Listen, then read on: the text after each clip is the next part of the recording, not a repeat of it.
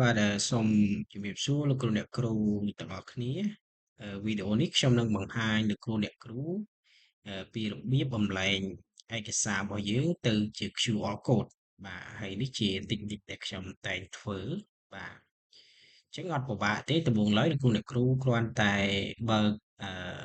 ឯកសាររបស់យើងមកដល់ខ្ញុំឧទាហរណ៍ថាខ្ញុំបើកឯកសាររបស់ខ្ញុំនេះបាទអញ្ចឹងតមកដើម្បីយើងបំលែងបានសូមលោកគ្រូអ្នកគ្រូ save ជា PDF សិនបាទ save ជា PDF សិនមកបាទឥឡូវខ្ញុំ save ជា PDF មួយខ្ញុំសូម save ជា PDF អញ្ចឹងខ្ញុំបាន save file របស់ខ្ញុំទៅជា PDF ហើយបាទខ្ញុំសូមបើកមើលមួយសិនអញ្ចឹងខ្ញុំរកឯកសាររបស់ខ្ញុំជា PDF សិនអញ្ចឹងនេះជា file របស់ខ្ញុំជា PDF បាទអញ្ចឹងដើម្បីបំលែងទៅជា QR code យើងគ្រាន់តែបើក Google Drive របស់យើងមកបាទអញ្ចឹងខ្ញុំសូមបើក Google Drive បាទអញ្ចឹងខ្ញុំសូមទាញមកថ្មីបាទអញ្ចឹងយើងចូលក្នុង Google Drive របស់យើងមកបាទអញ្ចឹងខ្ញុំសូមបើកហើយបន្ទាប់មកលោកគ្រូអ្នកគ្រូអាចបង្កើតជា folder មួយសម្រាប់ដាក់ឯកសាររបស់យើងណាបាទអញ្ចឹងខ្ញុំចូលក្នុង My Drive ហើយបន្ទាប់មកខ្ញុំដាក់ថាខ្ញុំបង្កើត folder មួយ QR បាទដល់ខ្ញុំមកបាទអញ្ចឹង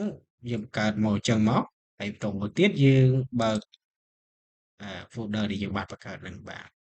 ហើយបន្ទាប់មកទៀតគឺយើងអាប់ឡូតឯកសារដែលយើងបានអឺធ្វើជា PDF ហ្នឹង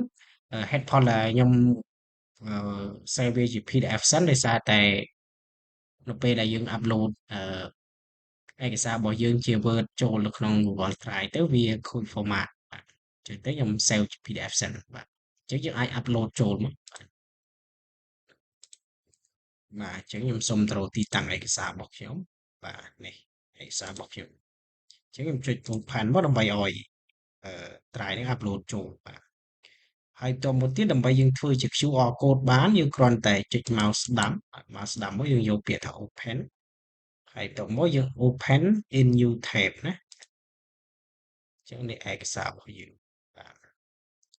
អញ្ចឹងបានអញ្ចឹងហើយលោកគ្រូអ្នកគ្រូគ្រាន់តែចូលមកកន្លែងនេះកន្លែងត្រី3នេះមកនេះ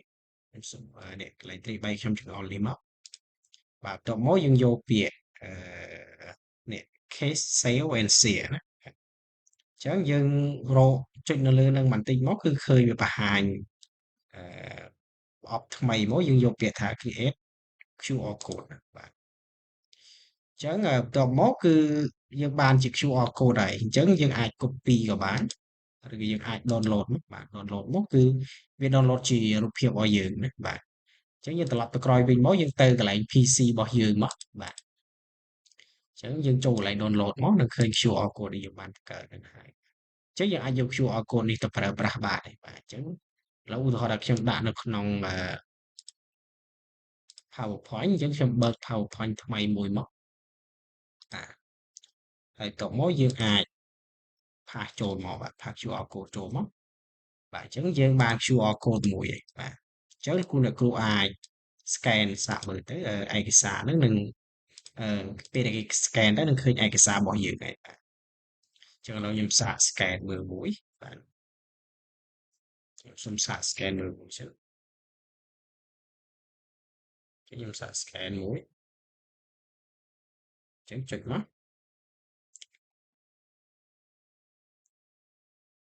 អូខេបាទអញ្ចឹងកន្លែងនេះ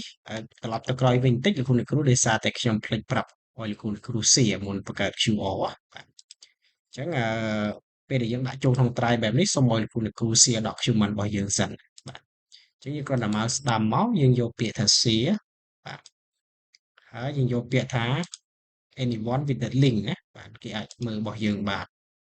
អញ្ចឹងយើងចុចមកបាទអញ្ចឹងយើងចុចពាក្យថា done មក